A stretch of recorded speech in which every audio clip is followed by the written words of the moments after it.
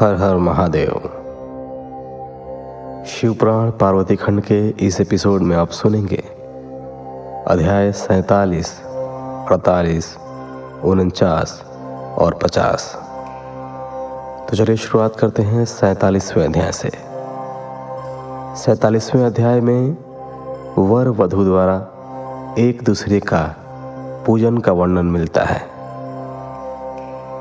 ब्रह्मा जी बोले, हे नारद, गिरिराज हिमालय ने उत्साहपूर्वक वेद मंत्रों द्वारा पार्वती और शिव जी को उप स्नान कराया।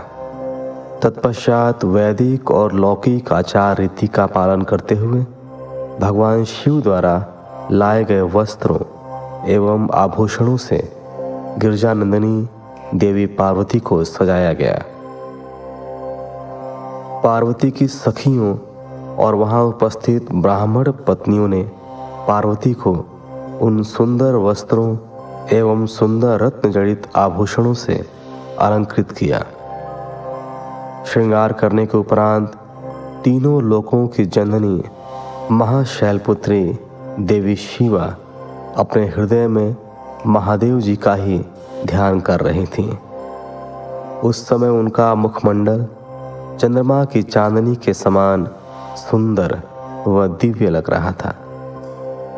हिमालय नगरी में चारों ओर महोत्सव होने लगा। लोगों की प्रसन्नता और उल्लास देखते ही बनता था।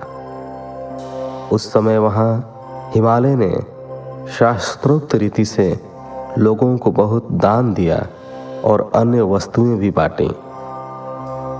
गिरिराज हिमालय के राजपुरोहित मुनि गर्ग जी ने हिमालय से कहा कि हे पर्वतराज, लग्न का समय हो रहा है। आप भगवान शिव तथा अन्य सभी बारातियों को यथाशीघ्र यहाँ बुला लें। तब शैलराज के मंत्री सब देवताओं सहित भगवान शिव को बुलाने के लिए जनवासे में गए और उन्हें जल्दी विवाह मंडप में पधारने का निमंत्रण दिया। उन्होंने शिव जी से कहा कि प्रभु, कन्यादान का समय नजदीक आ गया है। वर और कन्या को पंडित जी बुला रहे हैं। तब भगवान सुंदर वस्त्र आभूषणों से सुसज्जित होकर अपने वाहन नंदी पर बैठकर सब देवताओं और ऋषि मुनियों के साथ मंडप की ओर चल दिए। साथ में उनके गण भी अपने स्वामी भगवान शिव की जय जयकार करते हुए नाचते गाते चलने लगे। शिव जी के मस्तक पर छत्र था और चारों ओर चंवर डुलाया जा रहा था। महान उत्सव हो रहा था। शंख, भेरी, पटह, आनक, गोमुख बाजे बज रहे थे। अप्सराएं नृत्य कर रही थीं। चारों दिशाओं से देवगण उन पर पुष्पों की वर्षा कर रहे थे। इस प्रकार महादेव जी सुशोभित होकर यज्ञ के मंडप पर पहुंचे। मंडप के द्वार पर उनकी प्रतीक्षा कर रहे पर्वतों ने आदरपूर्वक उन्हें नंदी पर से उतारा और भीतर ले गए। शैलराज हिमालय ने भक्तिपूर्वक उन्हें नमस्कार किया और विधि विधान के अनुसार उनकी आरती उतारी। उन्होंने भगवान श्री हरि विष्णु, मुझे तथा सदाशिव को पाद्य अर्घ्य दिया और सुंदर उत्तम आसनों पर हमें बैठाया। तत्पश्चात शैलराज प्रिया देवी मैना ब्राह्मण स्त्रियों व पूर्ववासियों के साथ वहां पधारी। उन्होंने अपने दामाद भगवान शिव की आरती उतारी और उनका मधुपर्क से पूजन किया तथा सारे मंगलमय कार्य संपन्न किए। तत्पश्चात शैलराज हिमालय मुझे, विष्णु जी व भगवान शिव को साथ लेकर उस स्थान पर गए जहां देवी पार्वती वेदी पर बैठी हुई थी। तब वहां बैठे सभी ऋषि मुनि, समस्त देवता व अन्य शिवगण उत्सुकता से शिव पार्वती के लग्न की प्रतीक्षा करने लगे। हिमालय के कुल गुरु श्री गर्ग जी ने पार्वती जी की अंजलि में चावल भरकर शिव जी के ऊपर अक्षत डाले।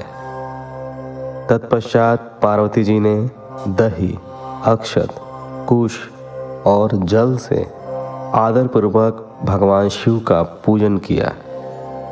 पूजन करते समय प्रसन्नतापूर्वक पार्वती भगवान शिव के दिव्य स्वरूप को निहार रही थीं। पार्वती जी के अपने वर शिव जी का पूजन कर लेने के पश्चात गर्ग मुनि ने कथनानुसार त्रिलोकीनाथ महादेव जी ने अपनी वधू होने जा रही देवी पार्वती का पूजन किया। इस प्रकार एक दूसरे का पूजन करने के पश्चात वर वधू शिव व पार्वती वहीं वेदी पर बैठ गए। उनकी छवि अत्यंत उज्जवल और मनोहर थी। दोनों वहां बहुत शोभा पा रहे थे। तब लक्ष्मी आदि सभी देवियों ने उनकी आरती उतारी। 48वां अध्याय। शिव पार्वती का विवाह आरंभ। ब्रह्मा जी बोले, हे नारद, गर्ग मुनि की आज्ञा के अनुसार शैलराज हिमालय ने कन्यादान की रस्मों को निभाना शुरू किया। शैलराज प्रिया मैना जी सुंदर वस्त्र आभूषणों से सुसज्जित होकर हाथों में सोने का कलश लेकर अपने पति हिमालय के दाहिने भाग में बैठी हुई थी। शैलराज हिमालय ने भगवान शिव का पाद से पूजन करने के पश्चात सुंदर वस्त्रों, आभूषणों एवं चंदन से उन्हें अलंकृत किया तथा ब्राह्मणों से बोले कि हे ब्राह्मणों, अब आप कन्यादान हेतु संकल्प कराइए। तब श्रेष्ठ मुनिगण सहर्ष संकल्प पढ़ने लगे। तब गिरिश्रेष्ठ हिमालय ने आदरपूर्वक वह रूप में विराजमान भगवान शिव से पूछा, हे शिव शंकर, विधि विधान से पार्वती का पाणी ग्रहण करने हेतु आप अपने कुल का परिचय दें। आप अपना गोत्र, प्रवर, कुल नाम, वेद शाखा सब कुछ ब्राह्मणों को बता दें। गिरिराज का यह प्रश्न सुनकर भगवान शंकर गंभीर होकर कुछ सोचने लगे। सब देवताओं, ऋषि मुनियों ने जब भगवान शिव को इस प्रकार चुप देखा तो वे इस संबंध में कुछ भी उत्तर नहीं दे रहे थे और शांत थे। तब यह देखकर कन्या पक्ष के कुछ लोग उन पर हंसने लगे। नारद, यह देखकर तुम तत्काल पार्वती के पिता शैलराज के पास पहुंचे और बोले, हे पर्वतराज, आप भगवान शिव से उनका गोत्र पूछकर बहुत बड़ी मूर्खता कर रहे हैं। उनका कुल, गोत्र आदि तो ब्रह्मा, विष्णु आदि भी नहीं जानते, तो और भला कोई कैसे जान सकता है। भगवान शिव तो निर्गुण और निराकार हैं। वे परम ब्रह्म परमेश्वर हैं। वे निर्विकार, मायाधारी एवं परात्पर हैं। वे तो स्वतंत्र परमेश्वर हैं, जिनका कुल, गोत्र आदि से कुछ भी लेना देना नहीं है। ये सब तो मनुष्यों के द्वारा निर्मित आडंबर मात्र है। शिव जी तो अपनी इच्छा के अनुसार रूप और अवतार धारण करने वाले हैं। यह तो पार्वती के द्वारा किए हुए उग्र तप का प्रभाव है, जिसके कारण आप शिव जी के साक्षात स्वरूप के दर्शन कर पा रहे हैं। शैलराज, भगवान शिव गोत्रहीन होकर भी श्रेष्ठ गोत्र वाले हैं और कुलहीन होने पर भी कुलीन हैं। इनकी विविध लीलाएं इस चराचर संसार को मोहित करने वाली हैं। हे गिरिश्रेष्ठ हिमालय, नाना प्रकार की लीला करने वाले इन भगवान शिव का गोत्र और कुल नाद है। शिव नादमय है और नाद शिवमय है। नाद और शिव में कहीं कोई अंतर नहीं है। जब भगवान शिव ने सृष्टि की रचना का विचार किया था, तब सबसे पहले शिव जी ने नाद को ही प्रकट किया था।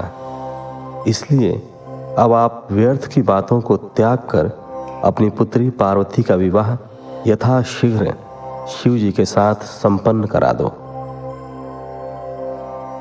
नारद, तुम्हारी बात सुनकर शैलराज हिमालय के मन में उत्पन्न हुई शंका समाप्त हो गई।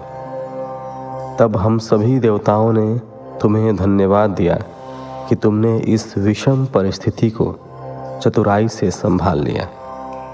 यह सब जानकर वहाँ उपस्थित सभी विद्वान प्रसन्नतापूर्वक बोले कि हमारे अहोभाग्य हैं जो आज हमने इस जगत को प्रकट करने वाले आत्मबोध स्वरूप स्वतंत्र परमेश्वर, नित्य नई लीलाएं रचने वाले त्रिलोकीनाथ भगवान शिव के दर्शन कर लिए हैं। आपके दर्शनों से समस्त पापों से मुक्ति मिल जाती है। इस प्रकार सब मिलकर भगवान शिव की जय जयकार करने लगे। तब वहाँ उपस्थित मेरु आदि अनेक पर्वतों ने शैलराज हिमालय से कहा कि हे पर्वतराज, अब आप व्यर्थ का विलंब क्यों कर रहे हैं? जल्दी से अपनी कन्या पार्वती का दान क्यों नहीं करते? तब हिमालय मैना ने प्रसन्नतापूर्वक अपनी पुत्री पार्वती का कन्यादान कर दिया। कन्यादान करते समय पर्वतराज बोले, हे परमेश्वर करुणा निधान भगवान शिव, मैं अपनी कन्या पार्वती आज आपको देता हूँ। आप इसे अपनी पत्नी बनाकर मुझे और मेरे कुल को कृतार्थ करें। इस प्रकार शैलराज हिमालय ने अपनी पुत्री पार्वती का हाथ व जल भगवान शिव के हाथों में दे दिया। तब सदाशिव ने वेद मंत्रों के वचनों के अनुसार मंत्रों को बोलते हुए देवी पार्वती का हाथ लेकर पृथ्वी का स्पर्श करते हुए लौकिक रीति से उनका पाणी ग्रहण स्वीकार किया। इस प्रकार गिरिराज के कन्यादान करते ही चारों ओर शिव पार्वती की जय जयकार की ध्वनि गूंजने लगी। गंधर्व प्रसन्नतापूर्वक उत्तम गीत गाने लगे और सुंदर अप्सराएं मगन होकर नाचने लगीं। सभी इस मंगलमय विवाह के संपन्न होने पर मन में बहुत प्रसन्न थे। ब्रह्मा, विष्णु, इंद्र आदि सभी देवता भी बहुत प्रसन्न हुए। उसके बाद शैलराज हिमालय ने भगवान शिव को अनेकों वस्तुएं प्रदान की। रत्नों से जड़े हुए सुंदर स्वर्ण के आभूषण, पात्र एवं दूध देने वाली 1.25 लाख गौएं, 1 लाख सुसज्जित अश्व, 1 करोड़ हाथी तथा 1 करोड़ सोने जवाहरातों से जड़े रथ आदि वस्तुएं सादर भेंट की। उन्होंने अपनी पुत्री पार्वती की सेवा में लगे रहने के लिए 1 लाख दासियां भी दी। तत्पश्चात विवाह में पधारे अनेक पर्वतों ने भी अपनी इच्छा और सामर्थ्य के अनुसार उत्तम वस्तुएं शिव पार्वती को उपहार स्वरूप भेंट की। इस विवाह से सभी प्रसन्न थे। सारी दिशाएं शहनाइयों की मधुर ध्वनि से गुंजायमान थीं। आकाश से भगवान शिव और उनकी प्रिया पार्वती पर पुष्प वर्षा हो रही थी। कल्याणमयी और भक्तवत्सल भगवान शिव को अपनी प्रिय पुत्री पार्वती को समर्पित करने के बाद शैलराज हिमालय और उनकी प्रिय पत्नी मैना हर्ष से प्रफुल्लित हो रहे थे। शैलराज हिमालय ने यजुर्वेद की माध्यान्दिनी में लिखे हुए स्तोत्रों द्वारा शुद्ध हृदय एवं भक्ति भाव से भगवान शिव की अनेकानेक बार स्तुति की। तत्पश्चात वहाँ उपस्थित श्रेष्ठ मुनिजनों ने उत्साहपूर्वक भगवान शिव और देवी पार्वती के सिर का अभिषेक किया। उस समय हिमालय नगरी में महान उत्सव हो रहा था। सभी नर नारी प्रसन्नता से नाच गा रहे थे। 49वां अध्याय। ब्रह्मा जी का मोहित होना। ब्रह्मा जी बोले, हे नारद, उसके उपरांत मेरी आज्ञा पाकर महादेव जी ने अग्नि की स्थापना कराई तथा अपनी प्राण वल्लभा पत्नी पार्वती को अपने आगे बैठाकर चारों वेद, ऋग्वेद, यजुर्वेद, अथर्ववेद तथा सामवेद के मंत्रों द्वारा हवन कराकर उसमें आहुतियां दी। उस समय पार्वती के भाई मैनाक ने उनके हाथों में खीलें दी। फिर लोक मर्यादा के अनुसार भगवान शिव और देवी पार्वती अग्नि के फेरे लेने लगे। उस समय मैं शिव जी की माया से मोहित हो गया। मेरी दृष्टि जैसे ही परम सुंदर दिव्यांगना देवी पार्वती के शुभ चरणों पर पड़ी, मैं काम से पीड़ित हो गया। मुझे मन में बड़ी लज्जा का अनुभव हुआ। किसी की दृष्टि मेरे इन भावों पर पड़ जाए, इस हेतु मैंने अपने मन के भावों को दबा लिया। परंतु भगवान शिव तो सर्वव्यापी और सर्वेश्वर हैं। भला उनसे कुछ कैसे छिप सकता है। उनकी दृष्टि मुझ पर पड़ गई और उन्हें मेरे मन में उत्पन्न हुए बुरे विचार की जानकारी हो गई। भगवान शिव के क्रोध की कोई सीमा न रही। कुपित होकर शिव जी मुझे मारने हेतु आगे बढ़ने लगे। उन्हें क्रोधित देखकर मैं भय से कांपने लगा तथा वहां उपस्थित अन्य देवता भी डर गए। भगवान शिव के क्रोध की शांति के लिए सभी देवता एक स्वर में शिव जी से बोले, हे सदाशिव, आप दयालु और करुणा निधान हैं। आप तो सदा ही अपने भक्तों पर प्रसन्न होकर उन्हें उनकी इच्छित वस्तु प्रदान करते हैं। भगवान, आप तो सच्चित और आनंद स्वरूप हैं। प्रसन्न होकर मुक्ति पाने की इच्छा से मुनिजन आपके चरण कमलों का आश्रय ग्रहण करते हैं। हे परमेश्वर, भला आपके तत्व को कौन जान सकता है। भगवान, अपनी गलती के लिए ब्रह्मा जी क्षमा प्रार्थी हैं। आप तो भक्तों के सदा वश में हैं। हम सब भक्तजन आपसे प्रार्थना करते हैं कि आप ब्रह्मा जी की इस भूल को क्षमा कर दें और उन्हें निर्भय कर दें। इस प्रकार देवताओं द्वारा की गई स्तुति और क्षमा प्रार्थना के फलस्वरूप भगवान शिव ने ब्रह्मा जी को निर्भय कर दिया। नारद, तब मैंने अपने उन भावों को शक्ति के साथ मन में ही दबा दिया। फिर भी उन भावों के जन्म से हजारों बाल खिले ऋषियों की उत्पत्ति हो गई, जो बड़े तेजस्वी थे। यह जानकर कि कहीं उन ऋषियों को देख शिव जी क्रोधित न हो जाए, तुमने उन्हें गंधमादन पर्वत पर जाने का आदेश दे दिया। बालखिले ऋषियों को तुमने सूर्य भगवान की आराधना और तपस्या करने का आदेश प्रदान किया। तब वे बालखिले ऋषि तुरंत मुझे और भगवान शिव को प्रणाम करके गंधमादन पर्वत पर चले गए। 50वां अध्याय। विवाह संपन्न और शिव जी से विनोद। ब्रह्मा जी बोले, हे नारद, उसके बाद मैंने भगवान शिव की आज्ञा पाकर शिव पार्वती विवाह के शेष कार्यों को पूरा कराया। सर्वप्रथम शिव जी व पार्वती जी के मस्तक का अभिषेक हुआ। तत्पश्चात वहां उपस्थित ब्राह्मणों ने दोनों को ध्रुव का दर्शन कराया और उसके बाद हृदय छूना और स्वस्ति पाठ आदि कार्यों को पूरा कराया। यह सब कार्य पूरे होने के बाद भगवान शिव ने देवी पार्वती की मांग में सौभाग्य और सुहाग की निशानी माने जाने वाला सिंदूर भरा। मांग में सिंदूर भरते ही देवी पार्वती का रूप लाखों कमल दलों के समान खिल उठा। उनकी शोभा देखते ही बनती थी। सिंदूर से उनके सौंदर्य में अभिवृद्धि हो गई थी।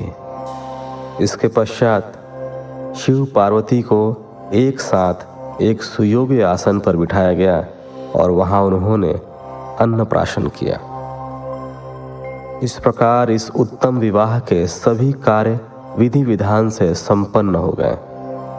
तब भगवान शिव ने प्रसन्न होकर इस विवाह को सानंद संपन्न कराने हेतु मुझ ब्रह्मा को आचार्य मानकर पुण्य पात्र दान किया।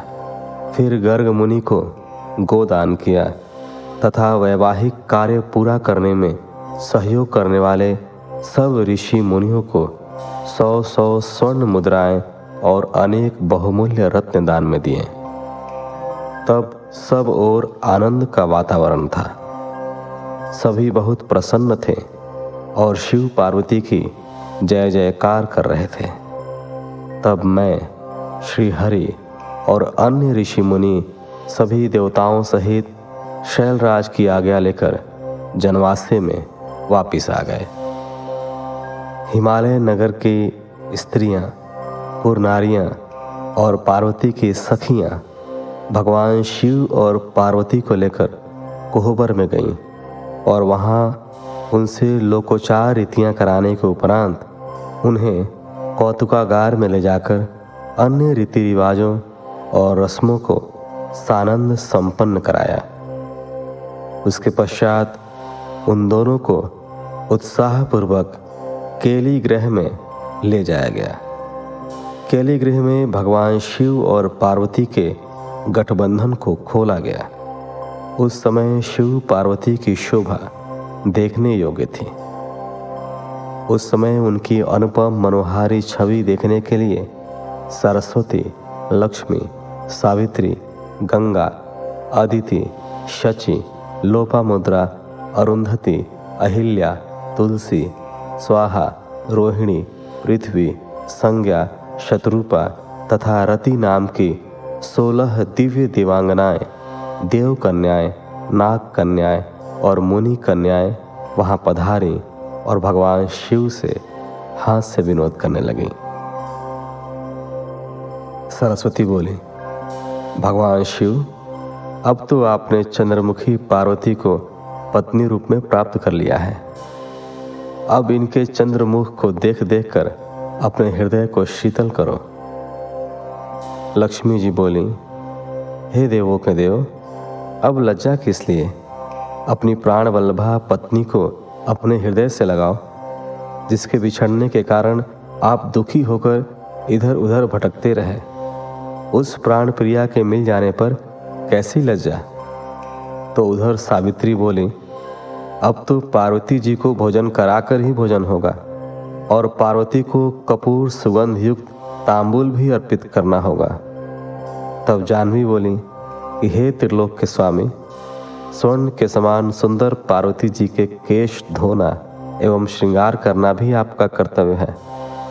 इस पर शची कहने लगी कि हे सदाशिव, जिन पार्वती को पाने के लिए आप सदा आतुर थे तथा जिनके वियोग के दिन आपने विलाप कर कर बिताए हैं, आज वही पार्वती जब आपकी पत्नी बनकर आपके साथ विराजमान है, तो फिर काहे का संकोच?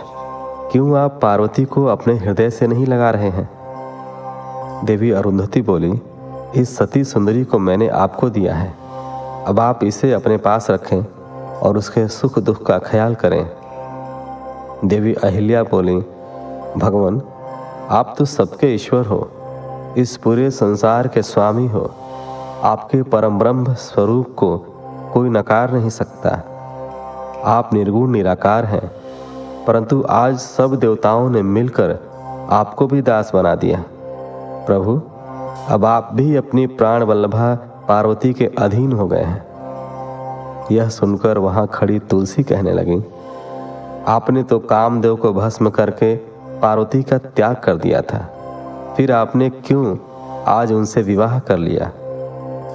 इस प्रकार उन देवांगनाओं की हंसी मजाक चल रही थी और वे भगवान शिव से ऐसी ही बातें करके बीच बीच में जोर जोर से हंसती तो कभी खिलखिला कर रह जाती।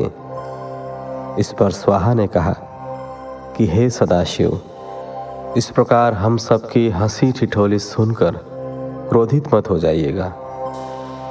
विवाह के समय तो कन्याएं व स्त्रियां ऐसा ही हंसी मजाक करती हैं। तब वसुंधरा ने कहा, हे देवादिदेव, आप तो भावों के ज्ञाता हैं। आप तो जानते ही हैं कि काम से पीड़ित स्त्रियां भोग के बिना प्रसन्न नहीं होती। परंतु प्रभु, अब तो पार्वती की प्रसन्नता के लिए कार्य करो। अब तो पार्वती आपकी पत्नी हो गई हैं। उन्हें खुश रखना आपका परम कर्तव्य है। इस प्रकार स्त्रियों के विनोदपूर्ण वचन सुनते हुए भगवान शिव चुप थे।